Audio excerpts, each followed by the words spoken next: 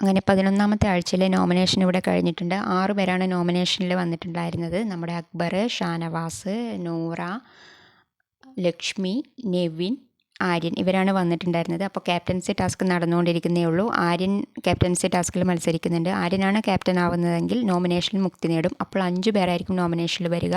ഇതുവരെയും ക്യാപ്റ്റൻ ആരും ആയിട്ടില്ല. ആര്യൻ വന്നു കഴിഞ്ഞാൽ ആര്യൻ നോമിനേഷനിൽ നിന്ന് മുക്തി നേടും, ക്യാപ്റ്റൻ ആവുകയും ചെയ്യും. അപ്പോൾ 5 പേരായിരിക്കും. ഈ 5 പേരിൽ ആര് പുറത്തു പോകാനാണ് ചാൻസ്? നിങ്ങളുടെ അഭിപ്രായം എന്താണ്? നിങ്ങൾ കമൻറ്റ് ചെയ്യുക. ഇപ്രാവശ്യം കടുകട്ടിയായിരിക്കും നമ്മുടെ നോമിനേഷൻ. കാരണം എല്ലാവർക്കും നല്ല ഫാൻ ബേസും കാര്യങ്ങളൊക്കെ ഉള്ളവരാണ്. അപ്പോൾ ആരായിരിക്കും പുറത്തു പോകാൻ ചാൻസ്? പക്ഷേ എന്ത് തന്നെയായാലും സാബുമോന് ഒരു നല്ല ഭാഗ്യമാണ്. സാബുമോൻ എപ്പോഴും എല്ലാ ആഴ്ചയും രക്ഷപ്പെടുകയാണ്. സാബുമോനെ പോലുള്ള ആൾക്കാരൊക്കെ അവിടെ ഉണ്ടാകുമ്പോൾ, സ്ട്രോങ് ആയിട്ടുള്ള ആളൊക്കെ പുറത്തു പോകുമ്പോൾ ആ ഷോ കാണാനുള്ള ഒരു ത്രില്ലൊക്കെ പോകും. എന്ത് തന്നെയായാലും നമുക്ക് വെയിറ്റ് ചെയ്യാം. ഈ ആഴ്ച ആരാ പുറത്തു പോകുന്നത്? നിങ്ങളുടെ അഭിപ്രായം നിങ്ങൾ കമൻറ്റ് ചെയ്യുക.